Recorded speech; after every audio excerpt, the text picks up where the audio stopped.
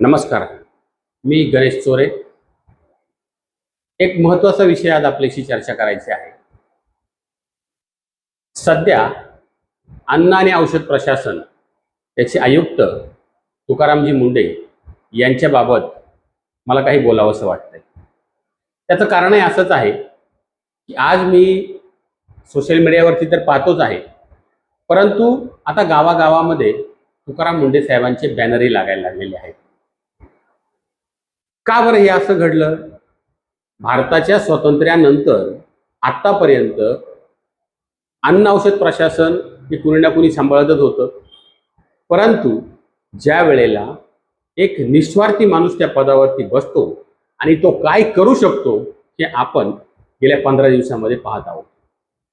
चांगला माणूस महाराष्ट्राला का नको आहे हा प्रश्न आहे, परंतु आता सोशल मीडियाचं युग आहे.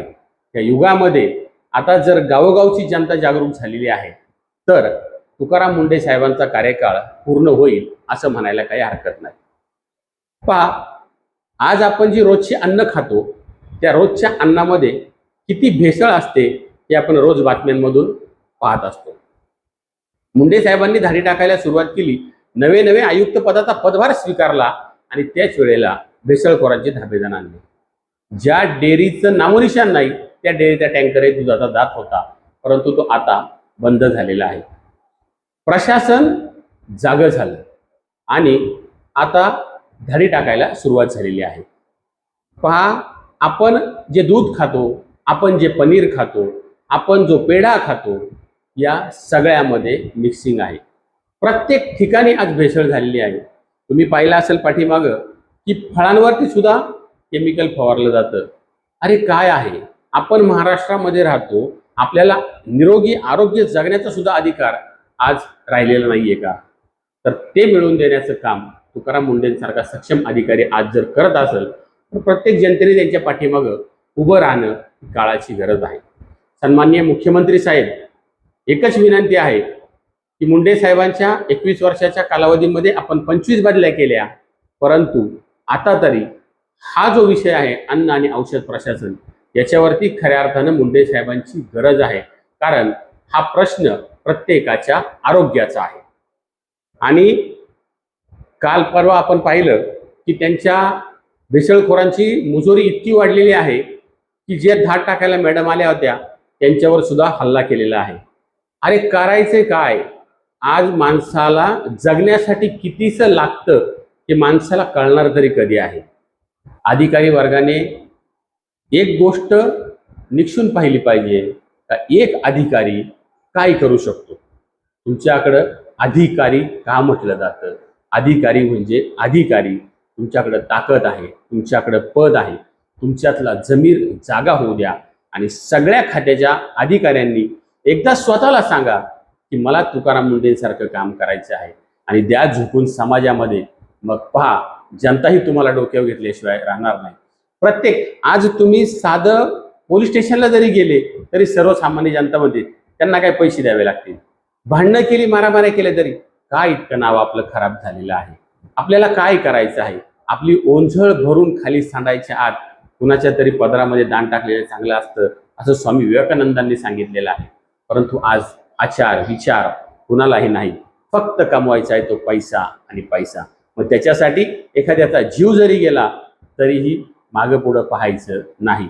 आज अपघाताचं प्रमाण वाढलंय. एसटी महामंडळाच्या एसटीत जर पाहिल्या गेल्या तर त्यांना हेडलाईट सुद्धा नीट नाही आहेत.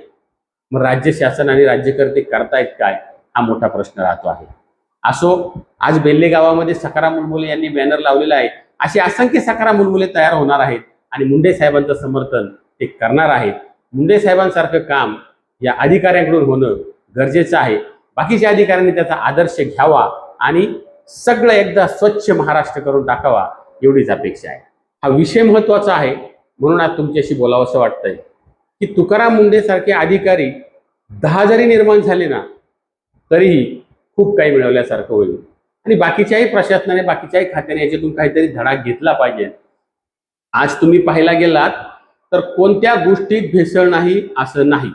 उत्पादन शुल्क विभागात जर पाहायला गेलं तर तुम्ही आत्ताच आपण पुण्यामध्ये पाहिलं की विषारी दारूमुळं लोकांचे प्राण गेले. कुठं विषारी दारू मिळत नाही, सगळीकडे विषारी दारू मिळली जाते. त्याच्याकडे डोळे झाकपणे केलं जातं. का केलं जातं माहीत नाही, परंतु आज समाज जागृत झालेला आहे. समाजाने ह्या गोष्टीला पायबंद घातला पाहिजे. समाजानं आपल्या आजूबाजूला पाहिलं पाहिजे कुठं भेसळ होते आहे, कुठं तेलाचा साठा एक फार मोठ्या प्रमाणात केला जातो. तो तेलाचा साठा, आता काही किराणा मालाचे व्यावसायिक आहेत त्यांच्याकडे तेलाचा साठा मोठ्या प्रमाणामध्ये आहे. हे तेल कशासाठी वापरलं जातं? आपला जुना झालेला डबा तोच असतो, त्या डब्यामध्ये परत तेल ओतून दिलं जातं आणि त्या ब्रँडच्या नावाने तेच तेल खपवलं जातं. वर उचकून पाहता आतमध्ये कसं आहे, तेलामध्ये सुद्धा भेसळ केली जाते. आज माणसं का मरतायत, हार्ट अटॅकचं प्रमाण का वाढलेलं आहे, कॅन्सरचं प्रमाण का वाढलेलं आहे, याच्याकडं कुणीही पाहत नाही. ह्या भेसळखोरांना, माणसांना, तुम्ही शाळेमध्ये सुद्धा आज आपण दूध देतो, आपल्या घरात लहान मुलांना पौष्टिकता मिळावी म्हणून दूध दिलं जातं, परंतु त्या दुधामध्ये तुम्ही जर पाहिलं तर युरियाचं प्रमाण किती असतं? अहो, 1 लिटरच्या केमिकलमध्ये पूर्ण टँकर तयार होतो. किती मोठ्या प्रमाणातलं घातक केमिकल असेल. आणि तुम्हाला साधं पाहायचं असेल तर तुम्ही गाईचं काढलेलं दूध पहा आणि भेसळीचं दूध पहा, या दोन्हीमध्ये तुम्हाला तफावत लगेच समजते. बरं, जनतेलाही हे कळतंय, बातम्यांना रोज पाहिलं जातंय, परंतु विलाज नाही. एका बाजूला आपण म्हणायचं की शेतकऱ्याला कांद्याला बाजारभाव नाही, शेतकऱ्याला पैसा मिळत नाही. दूध व्यावसायिक आज शेतकऱ्याला दुधाचा भाव द्या ना तुम्ही. जर स्वच्छ दूध दिलं, भाव वाढू द्या ना दुधाचे. जे ग्राहकापर्यंत दूध म्हणूनच जर गेलं तर शेतकरी आज ज्याच्याकडे 2 गायी आहेत तो 10 गायी पाळेल, तो प्रामाणिकपणे दूध तुम्हाला आणून घालील. आणि शेतकरी भेसळ करत नाही, शेतकरी तुम्हाला दूध आणून देतो, परंतु हे भेसळ माफिया खूप काही वेगळे असतात. परंतु आज तुकाराम मुंडे साहेबांच्या रूपानं खऱ्या अर्थानं देव मिळाला आहे आणि तो देव टिकला पाहिजे.